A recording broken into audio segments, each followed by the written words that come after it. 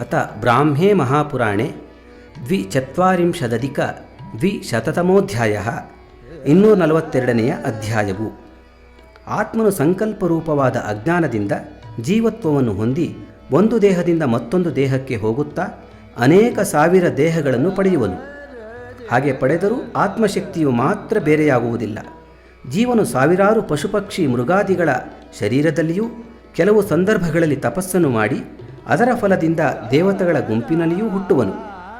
ಆ ಪುಣ್ಯ ಫಲವು ಮುಗಿಯುತ್ತಲೂ ಮನುಷ್ಯನಾಗಿ ಹುಟ್ಟುವನು. ಮನುಷ್ಯನಾಗಿ ಮಾಡಿದ ಪಾಪಕರ್ಮಗಳ ಫಲದಿಂದ ನರಕಕ್ಕೆ ಹೋಗುವನು. ರೇಷ್ಮೆ ಹುಳುವು ದಾರದಿಂದ ಗೂಡನ್ನು ಕಟ್ಟಿ ಆ ಗೂಡಿನೊಳಗೆ ತಾನು ಸೆರೆಯಾಗಿ ಸೇರಿಕೊಳ್ಳುವಂತೆ ಆತ್ಮನು ನಿರ್ಗುಣನಾದರೂ ಗುಣಗಳ ಕಟ್ಟಿಗೆ ಸಿಕ್ಕಿಕೊಂಡು ಜೀವವಾಗಿ ಸುಖ ದುಃಖಾದಿ ದ್ವಂದ್ವಗಳ ಬಾಧೆಯಿಲ್ಲದವನಾದರೂ ತಾನು ಪಡೆದ ಶರೀರದ ಮೇಲಿನ ಅಭಿಮಾನದಿಂದ ಸುಖ ದುಃಖ ಶೀತೋಷ್ಣಾದಿ ದ್ವಂದ್ವಗಳನ್ನು ಅನುಭವಿಸುವನು.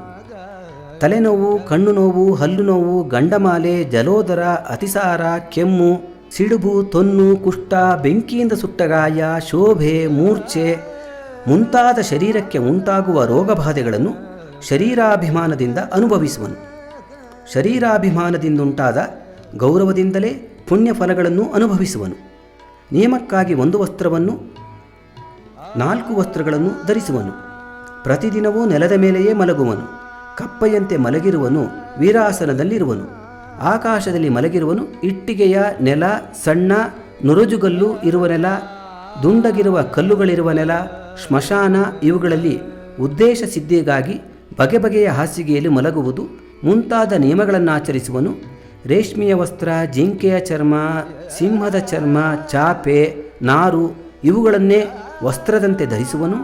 ಇದೇ ರೀತಿಯಾದ ಅನೇಕ ನಿಯಮಗಳನ್ನು ತನ್ನ ಬುದ್ಧಿಯಿಂದ ಯೋಚಿಸಿ ಅತ್ಯಂತ ಅಭಿಮಾನದಿಂದ ಸುಖ ಬುದ್ಧಿಯಿಂದ ಆಚರಿಸಿ ಫಲವನ್ನು ಅನುಭವಿಸುವನು.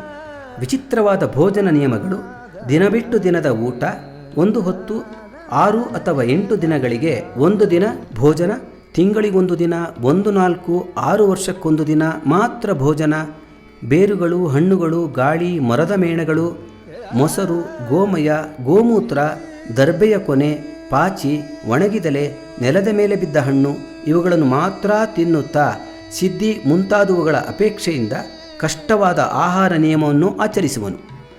ಜೀವನ ಸಿದ್ಧಿಯನ್ನು ಅಪೇಕ್ಷಿಸಿ ವಿಧಿಗನುಸಾರವಾಗಿ ಚಾಂದ್ರಾಯಣ ವ್ರತಗಳನ್ನು ಮಾಡುವನು. ಬ್ರಹ್ಮಚರ್ಯಾದಿ 4 ಆಶ್ರಮಗಳ ಧರ್ಮಗಳನ್ನು ಅದಕ್ಕೆ ತಕ್ಕ ಚಿಹ್ನೆಗಳೊಡನೆ ಆಚರಿಸುವನು. ಬೇರೆ ಬೇರೆಯಾದ ಪಾಷಾಂಡಾದಿ ಧರ್ಮಗಳನ್ನು ಆಚರಿಸುವನು.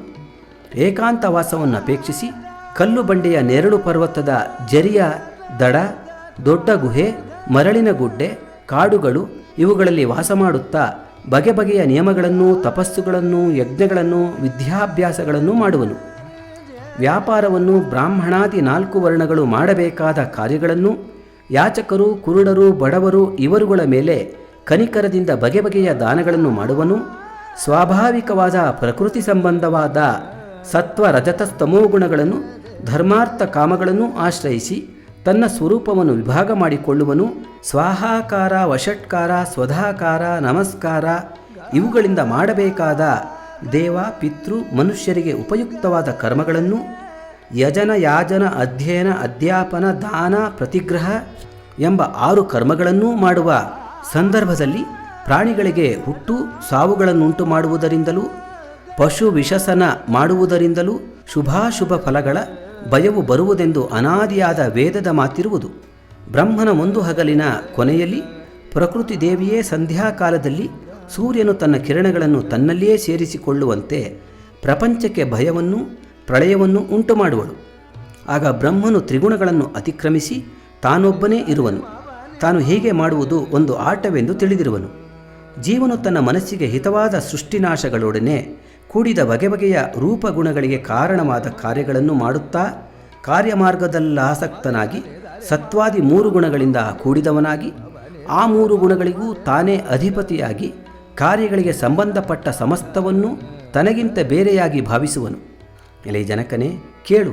ಈ ಸಮಸ್ತ ಜಗತ್ತೂ ತೇಜೋಗುಣ ತಮೋಗುಣಗಳಿಂದ ಕೂಡಿ ಪ್ರಕೃತಿ ಸಂಬಂಧವಾದ ಅಜ್ಞಾನದಿಂದ ಕೂಡಿರುವುದು. ಸುಖ ದುಃಖಾದಿ ದ್ವಂದ್ವಗಳನ್ನು ಮೀರಿದ ನನ್ನ ಶಾಶ್ವತವಾದ ಸ್ಥಿತಿಯೊಂದಿರುವುದು. ಎಲೆ ರಾಜನೇ, ನನ್ನಿಂದಲೇ ಅಂದರೆ ಆತ್ಮನಿಂದಲೇ ಈ ಪ್ರಪಂಚವೆಲ್ಲವೂ ಹುಟ್ಟುವುವು. ಪ್ರಳಯ ಕಾಲದಲ್ಲಿ ನನ್ನಲ್ಲೇ ಲೀನವಾಗುವುವು ಎಂಬ ಒಂದು ಬುದ್ಧಿಯಿಂದ ಈ ಪ್ರಪಂಚ ಸಂಬಂಧವನ್ನು ದಾಟಿ ಹೋಗಬೇಕೆಂದು ಆತ್ಮನು ತಿಳಿಯುವನು. ಹಾಗೆಯೇ ದೇವಲೋಕಕ್ಕೆ ಹೋಗಿ ಪುಣ್ಯ ಫಲಗಳನ್ನು ಅನುಭವಿಸಬೇಕು. ಈ ಮನುಷ್ಯ ಲೋಕದಲ್ಲಿ ಶುಭಾಶುಭ ಕರ್ಮಗಳ ಫಲವನ್ನು ಅನುಭವಿಸಬೇಕು. ಒಂದು ಬಾರಿ ಪುಣ್ಯಕರ್ಮವನ್ನು ಮಾಡಿ ಸುಖವನ್ನು ಅನುಭವಿಸಿದ ಮೇಲೆ ಹೀಗೆಯೇ ನಾನು ಪುಣ್ಯವನ್ನೇ ಮಾಡಬೇಕು, ಇದರಿಂದ ಪ್ರತಿಯೊಂದು ಜನ್ಮದಲ್ಲಿಯೂ ನನಗೆ ಸುಖ ಉಂಟಾಗುವುದು, ಅನೇಕ ಪುಣ್ಯ ಕಾರ್ಯಗಳನ್ನು ಮಾಡಿದ ನನಗೆ ದುಃಖವೇ ಬರುವುದಿಲ್ಲ ಎಂಬುದಾಗಿಯೂ ತಿಳಿವನು. ಮನುಷ್ಯ ಜನ್ಮವು ಸುಖ ದುಃಖಗಳಿಂದ ಕೂಡಿದುದು. ಪಾಪ ಫಲಗಳಿಂದ ನರಕಕ್ಕೆ ಬೀಳುವನು. ಮತ್ತೆ ಕೆಲವು ಕಾಲದ ಮೇಲೆ ನರಕದಿಂದ ಮನುಷ್ಯ ಲೋಕಕ್ಕೂ ಬರುವನು. ಮನುಷ್ಯ ಲೋಕದಿಂದ ದೇವಲೋಕಕ್ಕೂ ಹೋಗುವೆನು. ಮತ್ತೆ ದೇವಲೋಕದಿಂದ ಮನುಷ್ಯ ಲೋಕಕ್ಕೂ, ಮನುಷ್ಯ ಲೋಕದಿಂದ ನರಕಕ್ಕೂ ಬರುವೆನು. ಈ ರೀತಿಯಲ್ಲಿ ಈ ಆತ್ಮನು ಗುಣಗಳಿಂದ ಕೂಡಿ ನಾನೂ ಎಂಬ ಅಭಿಮಾನದಿಂದ ದೇವ ಮನುಷ್ಯ ನರಕಲೋಕಕ್ಕೆ ಮತ್ತೆ ಮತ್ತೆ ಹೋಗಿ ಬರುತ್ತಿರುವನು. ಜೀವನು 1000 ಕೋಟಿ ಜನ್ಮಗಳಲ್ಲಿ ಹುಟ್ಟಿ ಸಾಯುವವರೆಗೂ ಶುಭಾಶುಭ ಫಲಗಳನ್ನು ಕೊಡುವ ಕರ್ಮಗಳನ್ನು ಮಾಡಿ 3 ಲೋಕಗಳಲ್ಲಿಯೂ ಹಿಂದೆ ವಿವರಿಸಿದಂತೆ ಫಲವನ್ನು ಪಡೆವನು. ಜೀವನಲ್ಲಿರುವ ತ್ರಿಗುಣ ಸ್ವರೂಪವಾದ ಪ್ರಕೃತಿಯೇ ಶುಭಾಶುಭ ಫಲಗಳನ್ನು ಮಾಡುವುದು. ಆ ಪ್ರಕೃತಿಯೇ 3 ಲೋಕಗಳಲ್ಲಿಯೂ ಅದರ ಫಲಗಳನ್ನು ಅನುಭವಿಸುವುದು. ತಿರ್ಯಗ್ಯೋನಿ ಮನುಷ್ಯತ್ವ ದೇವತ್ವಗಳು ಆ 3 ಸ್ಥಾನಗಳು ಪ್ರಕೃತಿ ಸಂಬಂಧವಾದವುಗಳೇ ಎಂದು ಅನುಮಾನ ಪ್ರಮಾಣದಿಂದ ತಿಳಿಯಬೇಕು.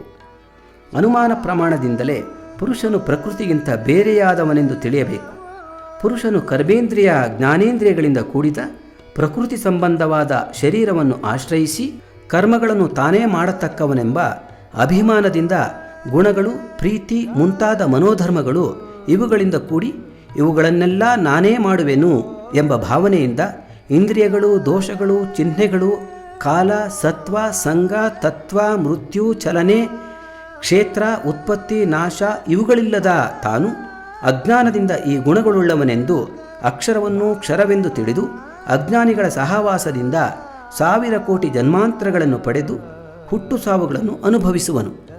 ಆತ್ಮನು ಅಭಿಮಾನ ರೂಪವಾದ ಅಜ್ಞಾನದಿಂದ ಮಾಡಿದ ಕರ್ಮ ಫಲಾಧೀನನಾಗಿ ತಿರ್ಯಗ್ಯೋನಿ ಮನುಷ್ಯತ್ವ ದೇವತ್ವಗಳಿಗೆ ಚಂದ್ರನು ಶುಕ್ಲಕೃಷ್ಣ ಪಕ್ಷಗಳಲ್ಲಿ ಕಲೆಗಳಿಂದ ವೃದ್ಧಿಕ್ಷಯಗಳನ್ನು ಹೊಂದುವಂತೆ ಹೋಗಿ ಬರುತ್ತಿರುವನು. ಈ ರೀತಿಯಲ್ಲಿ 1000 ಜನ್ಮಗಳನ್ನು ಪಡೆವನು. ಚಂದ್ರನಲ್ಲಿರುವ 15 ಕಲೆಗಳು ಅವನ ವೃದ್ಧಿಕ್ಷಯಗಳಿಗೆ ಕಾರಣವಾದವುಗಳು. ಈ ಕಲೆಗಳೇ ದೇವತೆಗಳಿಗೆ ಉಪಯುಕ್ತವಾದವು. 16ನೆಯ ಕಲೆಯು ಶಾಶ್ವತವಾದುದು, ಅದೇ ಚಂದ್ರನೆಂದು ತಿಳಿಯಬೇಕು. ಈ ಸೂಕ್ಷ್ಮ ಕಲೆಯು ದೇವತೆಗಳಿಗೆ ಉಪಯುಕ್ತವಾದುದಲ್ಲ. ಆ ಕಲೆಯು ದೇವತೆಗಳನ್ನು ಆಜ್ಞೆಯಲ್ಲಿಟ್ಟುಕೊಳ್ಳುವ ಆತ್ಮ ತೇಜಸ್ಸೆಂದು ತಿಳಿಯಬೇಕು.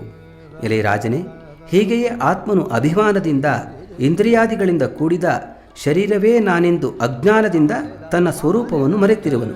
ಅಭಿಮಾನವನ್ನು ಬಿಟ್ಟರೆ ಪ್ರಕೃತಿ ಸಂಬಂಧವಾದ ಗುಣಗಳನ್ನು ಕಳೆದುಕೊಂಡು ಸ್ವಸ್ವರೂಪನಾಗುವನು. ಇದೇ ದೇವತ್ವಕ್ಕಿಂತಲೂ ಶ್ರೇಷ್ಠವಾದ ಯಾವ ದುಃಖವೂ ಇಲ್ಲದ ಪೂರ್ಣಾನಂದ ಸ್ವರೂಪವಾದ ಮೋಕ್ಷವು. ಇಲ್ಲಿಗೆ ಬ್ರಹ್ಮಪುರಾಣದಲ್ಲಿನ ವಸಿಷ್ಠ ಕರಾಳ ಜನಕ ಸಂವಾದವೆಂಬ 242ನೆಯ ಅಧ್ಯಾಯವು ಸಮಾಪ್ತವಾದುದು.